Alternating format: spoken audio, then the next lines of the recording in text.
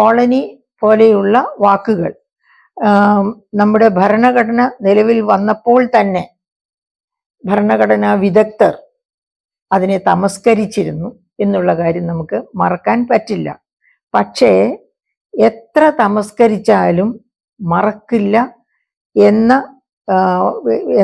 മാത്രവുമല്ല, ഏത് നിയമത്തെയും കടിച്ചു കീറാൻ തക്ക ശക്തിയുള്ള ദംഷ്ട്രങ്ങളുമായിട്ട് നിൽക്കുന്ന സമൂഹ മനസ്സാണ് ഇന്ത്യക്കാരുടേത്. അതുകൊണ്ട് അത്തരം പദങ്ങളും അത്തരം അതായത് കീഴാളർ, കോളനി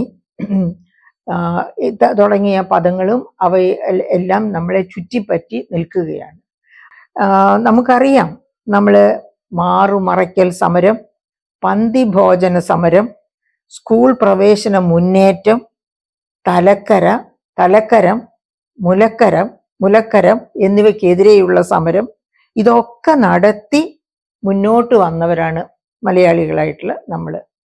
പക്ഷേ ഇതൊക്കെ ആയിട്ടും നമ്മുടെ മനസ്സിൽ ഇപ്പോഴും ഈ പറയപ്പെട്ട, അതായത് ഈ കീഴാളർ, കോളനി തുടങ്ങിയ തരത്തിലുള്ള, അതാരെ ഉദ്ദേശിച്ചാണ് പറയുന്നത്, അങ്ങനെയുള്ള ചിന്തകൾ നമ്മുടെ മനസ്സിൽ കൂടുകെട്ടിയിരിക്കുകയാണ്. നമുക്ക് അറിയാം, സ്വാമി വിവേകാനന്ദൻ ഇത്തരം ഒരു കാലഘട്ടത്തെ കുറിച്ചാണ് കേരളത്തെ മതങ്ങളുടെ ഭ്രാന്താലയം എന്ന് വിശേഷിപ്പിച്ചത്. അതുപോലെ തന്നെ നമുക്കറിയാം, കുമാരനാശാൻ തൻ്റെ ചണ്ടാല ഭിക്ഷുകി എന്ന കവിത ഒരു ചാട്ടവാറ് പോലെയാണ് ഇത്തരം ചിന്തകൾക്കെതിരെ പ്രയോഗിച്ചത്. അതുപോലെ എത്രയെത്ര മഹാരഥന്മാർ. പക്ഷെ അവർക്കൊന്നും മാറ്റിക്കളയാൻ പറ്റിയിട്ടില്ല ഇത്തരം അതായത് ഇത്തരം ചിന്ത സൃഷ്ടിക്കുന്ന വിവേചനം. അപ്പം ഇങ്ങനെ ഒരു വാക്കിനെ കുഴിച്ചു മൂടിയത് കൊണ്ട്, അല്ലെങ്കിൽ അത് നിയമപരമായിട്ട് അസാധുവാക്കിയത് കൊണ്ട് മാത്രം ഇത്തരം മാലിന്യം മനുഷ്യ മനസ്സിൽ നിന്ന് മാറിപ്പോകുമോ? തീർച്ചയായും മാറിപ്പോവുകയില്ല എന്നാണ് ഇതുവരെയുള്ള കഥകൾ നമ്മെ പഠിപ്പിക്കുന്നത്. അതിന് പക്ഷെ പിന്നെ എന്താണ് ചെയ്യാൻ പറ്റുന്നത്? ആ ജനത്തെ, അങ്ങനെ ആരെയാണോ നാം ഉദ്ദേശിക്കുന്നത്, ആ ജനവിഭാഗത്തെ മുഖ്യധാരയിലേക്ക് കൊണ്ടുവരിക.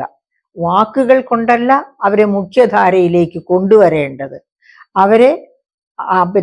അവരുടെ ആരോഗ്യത്തിലും വിദ്യാഭ്യാസത്തിലും വലിയ മൂലധന ചെലവുകൾ നടത്തി അവരെ മിടുമിടുക്കരാക്കണം. അങ്ങനെ മിടുമിടുക്കരാക്കുന്നതോടൊപ്പം തന്നെ അവരെ എന്താ പറയുക, നമ്മൾ ശാക്തീകരിക്കാനായിട്ട്, അവരുടെ വ്യക്തിത്വ ശാക്തീകരണത്തിന് വേണ്ടി എല്ലാ വ്യക്തിത്വങ്ങളും പോലെ തങ്ങളും ആണ് എന്ന് ഉറപ്പുവരുത്താൻ വേണ്ടി അവർക്ക് അങ്ങനെയുള്ള വ്യക്തിത്വ ശാക്തീകരണം നടത്തണം. അങ്ങനെ വ്യക്തിത്വ ശാക്തീകരണം നടത്തുക ഒരു വശത്തുകൂടി, അതോടൊപ്പം തന്നെ നല്ല ആരോഗ്യം, നല്ല വിദ്യാഭ്യാസം, ഇതൊക്കെ കൊടുത്ത് ശാക്തീകരിച്ചാൽ മാത്രം പോരാ. മിഷൻ ഭവനങ്ങൾ, എത്ര ശോച്യമായ തരത്തിലുള്ള ലൈഫ് മിഷൻ ഭവനങ്ങളാണ് അവർക്ക് വേണ്ടി ഉണ്ടാക്കി നൽകുന്നത്. അവരത്ര ശോഷിച്ച, അതായത് ധനപരമായി ശോഷിച്ചവരാണോ? അല്ല. ഈ പ്രകൃതി മറ്റാർക്കും കൊടുത്തിട്ടുള്ളതിനേക്കാൾ കൂടുതൽ വിഭവങ്ങൾ കൊടുത്തിട്ടുള്ളവരാണ് ആദിവാസികൾ. ആ ആദിവാസികളെ അവിടെ നിന്ന് കുടിയിറക്കുന്നത് കൊണ്ടാണ് അവർക്ക് അവകാശങ്ങളില്ലാതെ പോകുന്നത്. അപ്പൊ അങ്ങനെ കുടിയിറക്കുന്ന ആദിവാസികൾക്ക് നല്ല മെച്ചപ്പെട്ട സ്റ്റാൻഡേർഡ് ഹൗസസ്, നമ്മളൊക്കെ താമസിക്കുന്നത് പോലെയുള്ള സ്റ്റാൻഡേർഡ് ഹൗസസ് കൊടുക്കുക, അതുപോലെയുള്ള സൗകര്യങ്ങൾ കൊടുക്കുക എന്ന് പറഞ്ഞാൽ നമുക്കറിയാം, ഇന്ത്യയിൽ ഏതൊക്കെ പ്രോജക്റ്റിന് വേണ്ടി ആദിവാസികളെ കുടിയൊഴിപ്പിച്ചിട്ടുണ്ടോ അവിടെയൊക്കെ അവരെ നിഷ്കാസിതരാക്കി എറിഞ്ഞു കളയുന്നത് പോലെ കളയുക ചെയ്തിട്ടുള്ളത്. അതല്ല, എന്നിട്ട് എവിടെയെങ്കിലും അവർക്കൊരു ഭൂമി കൊടുക്കും. ആ ഭൂമിയിൽ എവിടെയെങ്കിലും കുടിൽ കെട്ടി കൊടുക്കും, അല്ലെങ്കിൽ കുടിൽ കെട്ടാൻ പറഞ്ഞ് നക്കാപ്പീച്ച കൊടുക്കും. ആ നക്കാപ്പീച്ച കൊണ്ട് അവർ കെട്ടുന്ന കുടിലിലേക്ക് വെള്ളമില്ല, വഴിയില്ല, വെളിച്ചമില്ല, ഇഴജന്തുക്കളും മറ്റ് വന്യമൃഗങ്ങളുടെയും ശല്യം ഇഷ്ടം പോലെ കാണും. അത്തരം സ്ഥലങ്ങളിലൊക്കെയാണ് അവരെ കൊണ്ടുവിടുന്നത്. അതല്ല അവരെ ശാക്തീകരിക്കാൻ വേണ്ടത്, അവരെ മെയിൻ സ്ട്രീമിലേക്ക് കൊണ്ടുവരാൻ വേണ്ടത്. അവർക്ക് വേണ്ടത് ഞാനും നിങ്ങളും അനുഭവിക്കുന്നത് പോലെയുള്ള എല്ലാ സാധ്യതകളുമാണ് അവർക്ക് വേണ്ടത്. അങ്ങനെയുള്ള സാധ്യതകൾ അവർ അർഹിക്കുന്നതാണ്. ആ സാധ്യതകളൊക്കെ കൊടുത്തു കഴിഞ്ഞാൽ അവരുടെ ജീവിത രീതിയിലും അവരുടെ അഭിലാഷങ്ങളിലും മാറ്റം വരും. ഇപ്പൊ എനിക്കറിയാം, ഞാനൊരു വയനാട് ജില്ലക്കാരിയാണ്. ഏറ്റവും കൂടുതൽ ആദിവാസികളുള്ള ജില്ലയാണ് വയനാട് ജില്ല കേരളത്തിലെ. അപ്പൊ ആ ജില്ലയിലെ ആദിവാസികളെ കണ്ടും കേട്ടും ഞാൻ വളർന്നതാണ്. എനിക്കറിയാം. ഇപ്പോ അവിടെയുള്ള എൻ്റെ ബന്ധുക്കൾ പറയാറുണ്ട്, നല്ല PSC വഴിയൊക്കെ നല്ല സർക്കാർ ജോലി കിട്ടി ജോലിയിൽ പോകുന്ന ആദിവാസികൾ പോലും, പഠിക്കാനൊക്കെ അവർ മിടുക്കരാ, പഠിക്കാനൊന്നും അത്ര മോശക്കാരൊന്നുമല്ല ആദിവാസികൾ. നമ്മൾ വിചാരിക്കരുത് നഗരങ്ങളിൽ താമസിക്കുന്ന വരേണ്യർ മാത്രമാണ് ബുദ്ധിപരമായിട്ട് മുന്നിൽ നിൽക്കുന്നത്. അല്ല.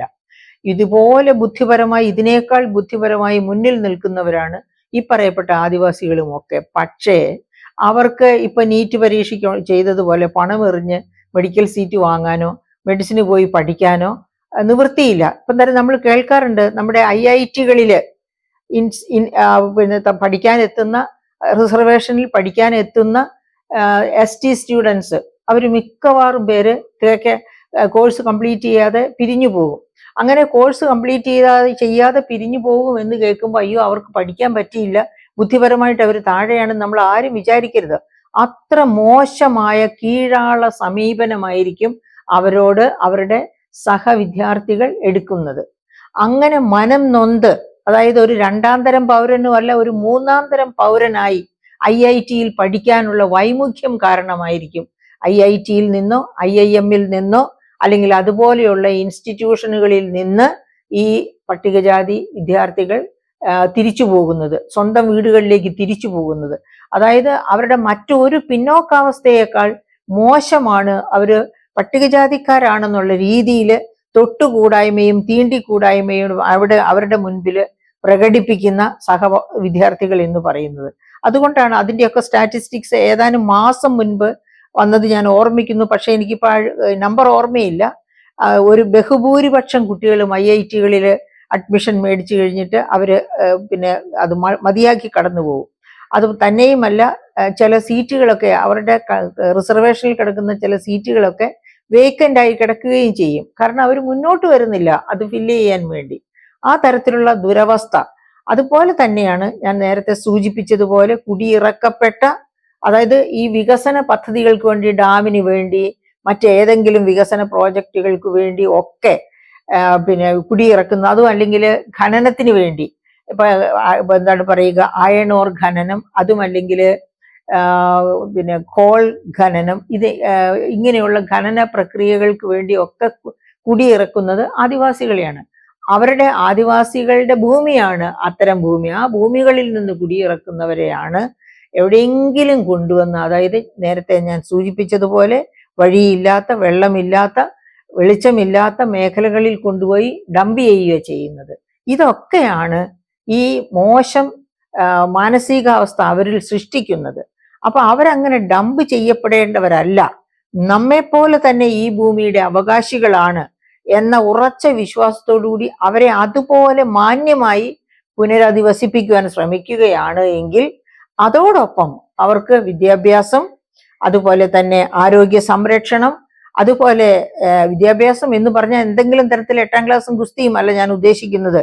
ഹയർ എഡ്യൂക്കേഷനുള്ള എല്ലാ സാധ്യതകളും, മറ്റുള്ളവർക്ക് തുറന്നു കിട്ടുന്ന എല്ലാ സാധ്യതകളും ഇവർക്കും തുറന്നു കൊടുക്കുക. പക്ഷെ നമുക്കറിയാം ഈ വർഷം ഇവിടെ കേരളത്തിൽ എന്താ സംഭവിച്ചതെന്ന്.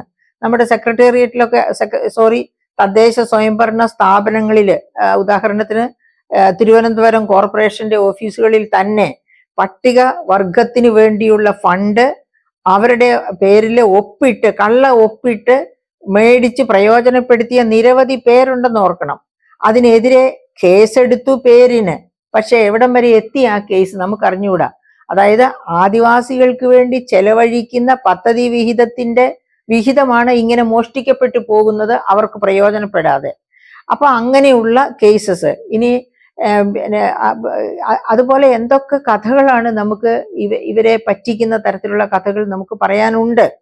ആ കഥകളൊക്കെ നിൽക്കെയാണ് ഇങ്ങനെ ഒരു പദം എടുത്തു മാറ്റി, 1, 2, 3 പദങ്ങൾ എടുത്തു മാറ്റിക്കൊണ്ട് അവരെ ശാക്തീകരിക്കാം, അവരെ മെയിൻ സ്ട്രീമിലേക്ക് കൊണ്ടുവരാം എന്നൊക്കെ നാം സ്വപ്നം കാണുന്നത്.